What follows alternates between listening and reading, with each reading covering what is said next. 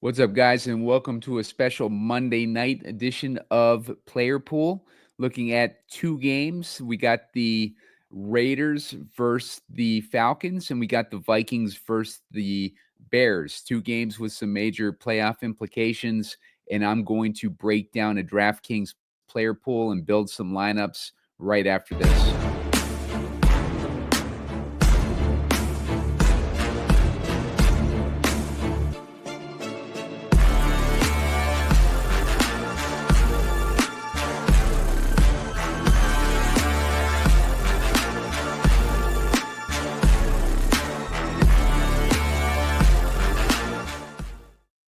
What's up, guys? Simon Edwards at PumaCom here with Heat Seeker Sports, and you're watching Player Pool. Got a special Monday night edition. As I mentioned at the top, we got a couple of games going on with some pretty major playoff implications. Minnesota is trying to potentially win a first-round bye, and they are still in the hunt for the division, especially after Detroit lost their game earlier against the Bills. And we have a situation with the other game where the Falcons are playing for their playoff lives against the Las Vegas Raiders, who are playing for a first overall pick, basically. So we have two teams with a lot on the line and two teams that have been eliminated from the playoff contention. One of those teams, Chicago, is in the division of their opponent with Minnesota. But Chicago's defense is pretty banged up, and I believe their offensive line is too. We'll take a look at that in a minute. As far as the totals and spreads that we're looking at with these games, with the let's see here, we go take a look at some of these numbers here. With the Raiders game, we're looking at a 41.5 point total. Oh, that's last week.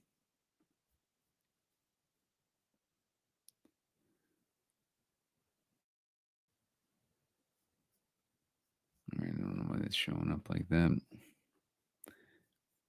Well, with the with the Chicago versus Minnesota game, we're looking at a 44.5 point total with Minnesota as 7-point favorites in that one.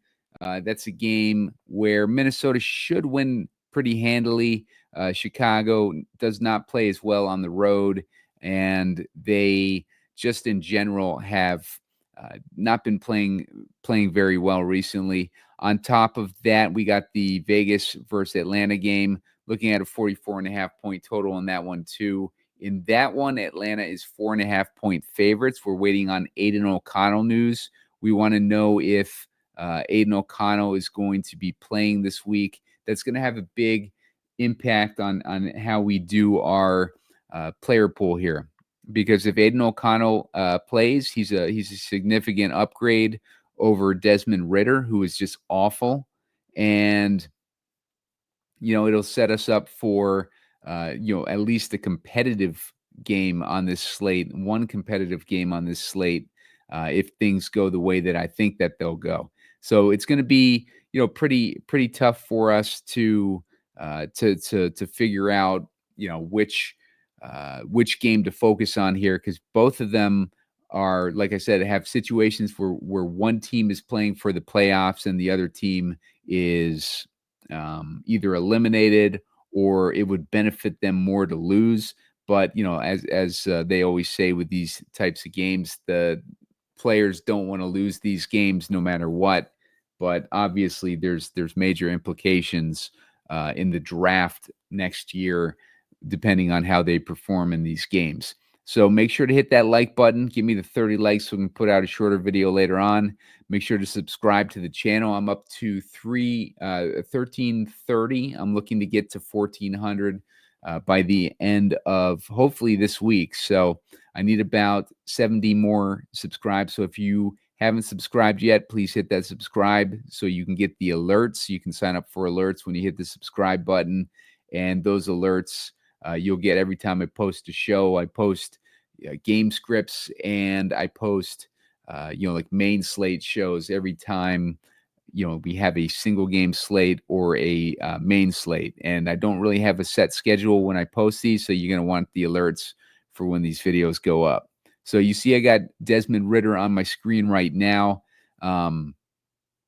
Just a terrible look at the games that he's played. I think the Tampa Bay game last week was his first maybe full game, and he had 12 completions on 18 attempts, 4.34 fantasy points. Aiden O'Connell has at least been like usable in fantasy with some of his games. He had a 23.6 game in versus Kansas City in Week 13, and past games where he's played complete game, he's done pretty decently when he's had to perform. So at least with Aiden O'Connell, we know that he can be competent against a bad defenses, which is what we have basically with Atlanta. Atlanta is giving up 19.7 DraftKings points a game to the quarterback position. They're vulnerable in the pass. Versus the pass, they're giving up 33.5 DraftKings points a game to wideouts, and that is basically the most in the league. So Atlanta is basically the worst team in the league against wideouts. That's good for Jacoby Myers. If we have a competent quarterback throwing to him, they are giving up 13 DraftKings points a game to the slot position. So, that's another good matchup for Vegas there in the slot. On the other side, Atlanta, Vegas is giving up 18.9 DraftKings points a game to the quarterback position. They're giving up 22 DraftKings points a game to wideouts and 15.8 to the slot. And 15.9 to tight end. So we might see a Kyle Pitts appearance in this one. So it gives you an idea of, Atlanta has a really good matchup, and Vegas potentially has a good matchup if they have a competent quarterback that can handle the team. We're waiting on that news for Aiden O'Connell. It's going to be a big implication for having at least one competitive game on this slate. On the other hand, with Chicago, we can take a look real quick. We'll share over the injury tab here. Let's take a look at Chicago.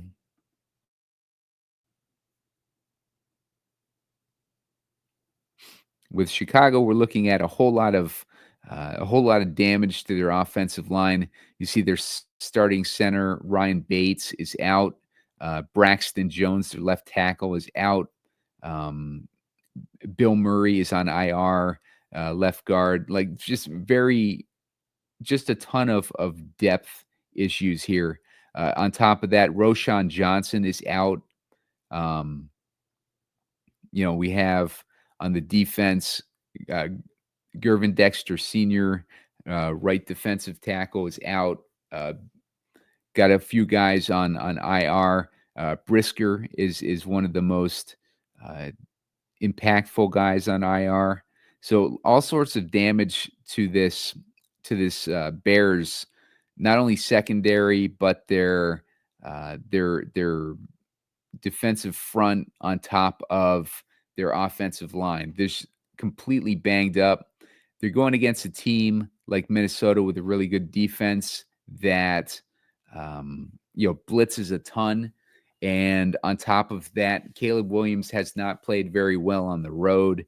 So it's just a lot of things working against the Bears this week. And I think that's going to set up the Vikings to have a pretty easy win here. I don't think that Sam Darnold is going to be needed that much, but Sam Darnold is, according to early projections on ownership, he's going to be the highest owned guy on the slate.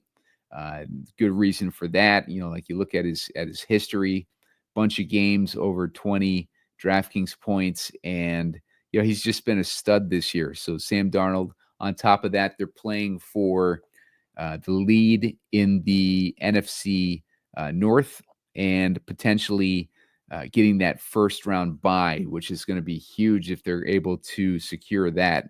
But will they need Sam Darnold? That's going to be a question against this Bears team here. As far as the defense of the Bears, they're only giving up 15.9 DraftKings points a game. 14.1 DraftKings points a game to the quarterback position. They've been more susceptible recently, but that's a pretty tough matchup for Sam Darnold. They're giving up 13.8 DraftKings points a game to wideouts, but they've been giving up 13.7 DraftKings points a game to the slot. And that is where Justin Jefferson runs 38% of his routes. So Justin Jefferson is set up to have a decent game this week. Maybe not a monster game because I don't think it's going to be a competitive game. They got a low total too with 44.5.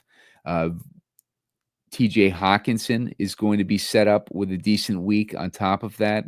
So Hawkinson is in a good spot. And Hawkinson, we can see him ever since he's come back. He came flying out of the gates, 9 targets on a couple occasions, 6 targets and 5 targets. Hawkinson's going to be a guy that we want in our player pool this week. Same situation, though. How much volume he's going to get is going to depend on how competitive the Bears are. I don't expect the Bears to be competitive. I would look more in this game towards Aaron Jones Sr. Aaron Jones has had some big weeks this season, and he has, he's been a good fit on Minnesota's offense. And I would not be surprised to see Aaron Jones have a pretty decent week this week. So, that's kind of a layout here for this Chicago versus Minnesota game. Jordan Addison, he's in the same boat as Jefferson. It's going to be dependent on how much volume there is. With the receivers for the Bears side, Moore and Odunze have both been getting more than 20% target shares recently. Allen has not so much, but Odunze, the issue with Odunze is he's not getting accurate throws to him, so he's struggling. I believe it was Rich Rebar mentioned that the Vikings have been struggling against deep balls. So, maybe we have a little bit more of an opportunity for Caleb Williams to throw some accurate throws to Odunze if they're deep throws. So Odunze has been getting targeted a lot more too with the new OC in place, and obviously they have a new head coach too. 10 targets a couple times there. Didn't do much with it because it's all comes down to the accuracy of the targets that he's getting. But he could turn things around if if the Bears are going to show up and be competitive in this one. DJ Moore would be the other guy to benefit from that. You can see what he's done since they got rid of the old coach. 29 DraftKings points, 23 DraftKings points. A couple weeks ago, sandwiched into a couple, still double-digit DraftKings points. And on a 2-game slate, we're looking for guys who can at least get double-digit points, and he's at 5,800, so that's relatively cheap. As far as other matchups on Chicago, Cole Kmet has a middling matchup. The slot receiver has a middling matchup, so that's Keenan Allen. The big plays in this one are going to be DJ Moore and Rome Odunze. And it looks like both those guys have relatively difficult matchups, but again, the Vikings are giving up 22 DraftKings points a game to the wideout position. Let me take a look and see if I can pinpoint which one of these guys might be the one to target against this style of defense.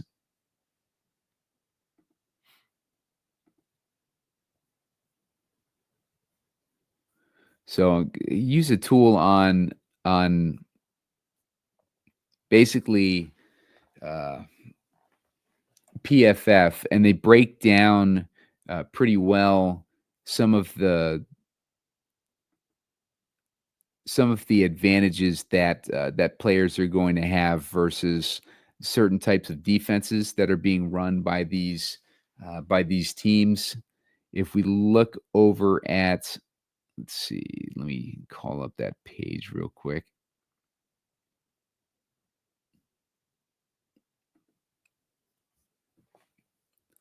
All right, so I'm going to take a look here at the Bears. Minnesota, they're running a top 3 zone coverage rate. The players that get targeted the most on the Bears against zone coverage are, let's see, DJ Moore at 20%. Odunze is only getting targeted 16% against zone coverage. So, yeah, it's looking like DJ Moore might be the guy that we would want to target in this one. It looks like he has the most targets against zone coverage. So keep that in mind with DJ Moore if you're looking for uh, deciding between DJ Moore, Keenan Allen, and Rome Odunze. Keep in mind too, though, that it's been really weird how uh, these wide receivers are playing out this year. It seems like every time it seems like a certain wide receiver is going to have a better matchup, they end up not performing, and the guy that has the worst matchup ends up performing. I know with me breaking down these games throughout the season this year, it's been a situation where like I've had the side right and I've had the totals right, but I haven't been getting the picks as good as I have in the past. But I'm been able to break down the games pretty well as far as like pinpointing the type of receivers that are going to be successful. But like when it comes to like picking a deep like a deep receiver like Odunze versus like DJ Moore. DJ Moore's had like a more shallow A dot recently, but if we're looking against 2 wideouts in DJ Moore and Rome Odunze, um, it's been difficult to kind of pinpoint which of those guys is going to have the more successful game, because it seems like the signals are not working as well this season as they have in the past. But with Odunze, like I said, he's been getting a lot of deep targets, just not very accurate. But in a situation against like Minnesota, which is giving up more deep targets, that's going to set up Romo Dunze to potentially have a decent game in this one. So, you could go either way on that, but I would tend to lean DJ Moore over Romo Dunze. So, let's move on to this other game here. We got Atlanta versus Las Vegas. Now, if O'Connell is playing, I like Kirk Cousins a lot in this game because I think that'll give him an opponent that is actually able to put up some points, and it'll force Kirk Cousins to throw a little bit more. If O'Connell is out and we get Ritter, then I think that this entire game is just going to be a situation where uh, Atlanta takes a big enough lead that they're able to run it out throughout the remainder of the game, and to the point where we don't even see much of an advantage for Bijan Robinson, because Algier will be coming in there to take a lot of the work off his load like later in the game. So, it's going to be a tough one to figure out. Cousins has not been playing very well recently, but he's been facing off against some pretty tough defenses in Minnesota, who we just talked about, the Chargers, the Broncos, Saints. Like it's a little easier. Saints was easy. Dallas was easy. Tampa Bay. way easy. He's had 2 monster weeks against Tampa Bay. Those have been his best weeks of the season, 38 DraftKings points and 28 DraftKings points. So, like Vegas is a weak defense along those same lines as Tampa Bay, but the problem is Tampa Bay has an offense that can put up points against their opponents, and the Raiders just don't have that, especially with this quarterback situation. So, uh, so it's going to be interesting with trying to figure out the best way to go with, which of these offenses to target and which of these games to target. I tend to lean towards Vegas in Atlanta, hoping that Aiden O'Connell plays. But if he does not play, then it might be better to take the chance on Chicago versus Minnesota and hope that division rivalry in that game is going to propel Chicago to make that game competitive. So let's start building a lineup here. I'm going to go with a Kirk Cousins one. I think Cousins is my favorite quarterback this week. I'm gonna just hope that O'Connell plays, or that Vegas is in general just going to be able to make this game a little bit competitive.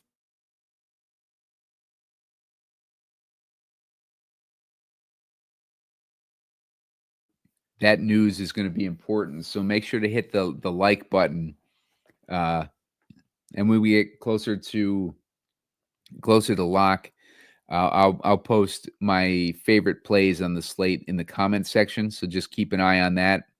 Another reason to hit the like button and subscribe to the channel.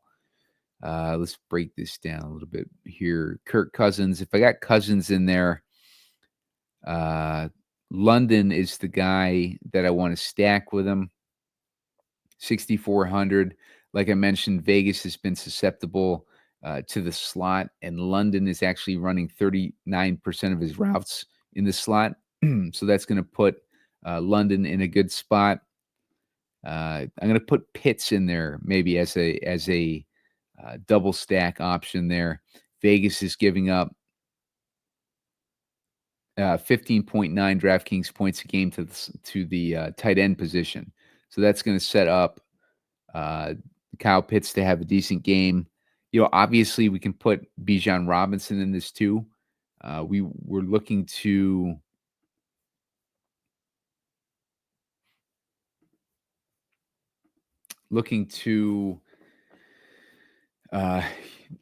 potentially do an onslaught, because if the other game isn't going to be competitive, then that's going to, potentially put a lot of the highest scoring players on the slate in one game. And I'm going to assume that might be this Atlanta Vegas game. I want to put a run back in this. I'm going to be looking at Jacoby Myers at 5,700. Otherwise, Brock Bowers at 6,600. But let's put Jacoby Myers in there for now. Let's look at our defenses here. Bears D versus Minnesota. We got the Raiders D versus Vegas. We got Atlanta's D versus Vegas. And then we got Minnesota versus Chicago. So let's put the Vikings in there just to see where that leaves us. Okay, so with running backs, I'm going to want to put Aaron Jones in there. So you can see how this is kind of shaping up. It doesn't look like it's going to be too difficult to fill our rosters. Let's put Jefferson in here. It's going to leave me with 2,800, so I got to make a move here. As far as maybe a guy to swap out. Maybe instead of Jefferson, I'm putting in Addison. Leaves me with 5,100 at least. And I can go to Sincere McCormick as a run back, another run back against Atlanta, We can go with Hawkinson, give us another guy in that Minnesota-Chicago game. But at that point, we have 3 Minnesota guys, so maybe we look more towards Chicago. Let's put DJ Moore in there.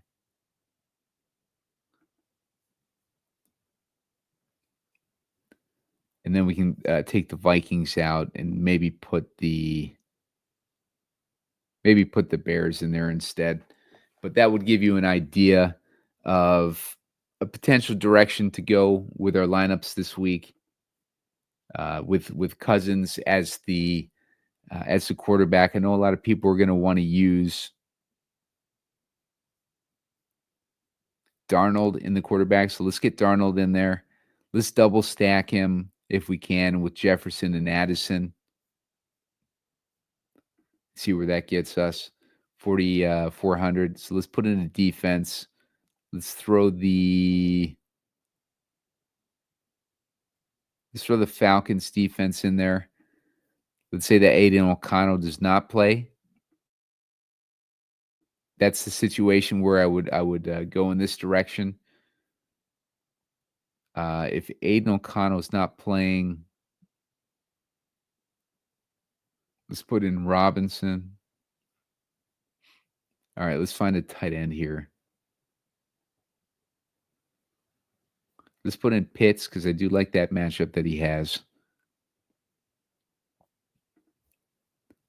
And this one I'm going away from Jones. You know what? Instead of Addison, let's do this a little bit differently. Let's go with Jones. And let's throw the tight end in there too. Let's throw Hawkinson in there. We can put Pitts in the flex if we wanted to, if we still want to play him. Let's do that as a salary saver.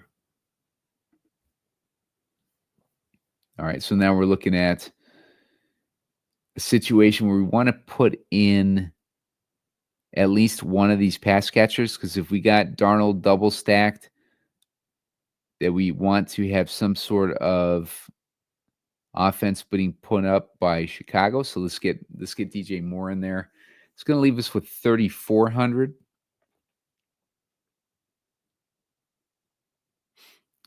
Terrace Marshall, with some of this damage that's been done to the wide receiver core of Vegas, I think that would make some sense.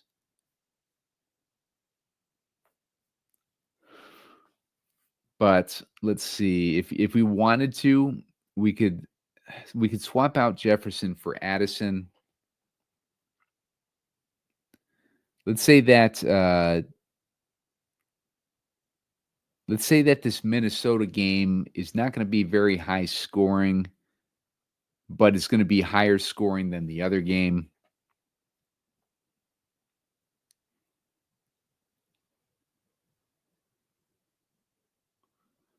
So let's get Addison in there. That's going to leave us with 5,700.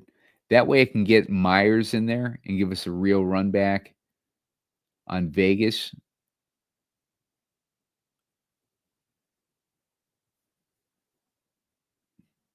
So we have like a run back for this Kyle Pitts and Bijan Robinson play. But I mean that's a direction that we can go potentially for like Darnold. Basically, the ownership seems to be on Darnold. Darnold is going to be in the projections that I see right now, 34% versus 25% for Cousins, 22% for Caleb Williams, and 18% for Desmond Ridder. So if you really want to get, maybe a little bit different, Desmond Ridder, I'm just not buying into Ridder unless we want to run. If we were gonna use Ridder, might as well do a lineup with him while we're here. 4,800. I wouldn't want to double stack him. So let's put him at least with Jacoby Myers. You could go Brock Bowers there too. Sorry, guys, I'm recording this really late. So if my energy is pretty sloppy, that's why. Let's go with, let's see, Raiders D, or no, let's go with the Falcons D here. Actually, no, we're stacking against the Falcons D. So let's go with the Vikings D. Tight end.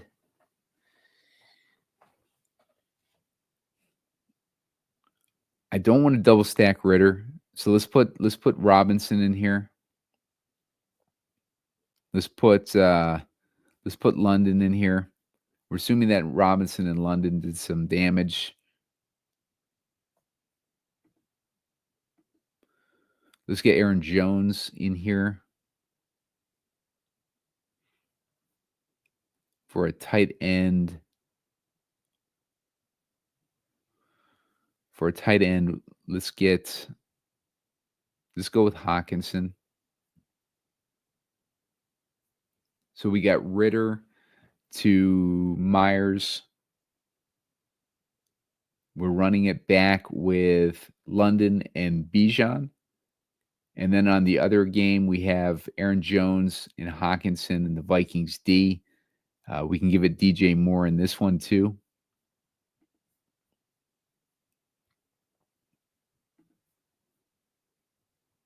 So if we put DJ Moore in there, that leaves us with 5K in a 5K situation. I think I'd like Algier if I'm expecting the Falcons to be playing with a big enough lead. Algier, I don't mind double stacking the Atlanta running backs in this situation. So, there's a few different directions. I'll be trying to put out like a couple game scripts. I got to be recording them tonight, and you can probably tell that I'm almost falling asleep as I'm doing this one. So, keep an eye out for those. Like, I'll probably put them out in the morning instead. Make sure to hit that like button. Give me the 30 likes so we can put out a shorter video later on. And make sure to subscribe to the channel. Looking for 1,400 subscribers. I need about 70 left to get there. So I appreciate your help with that, guys. And I'll put out a short too for some underdog picks. So keep an eye out for that. And good luck, guys.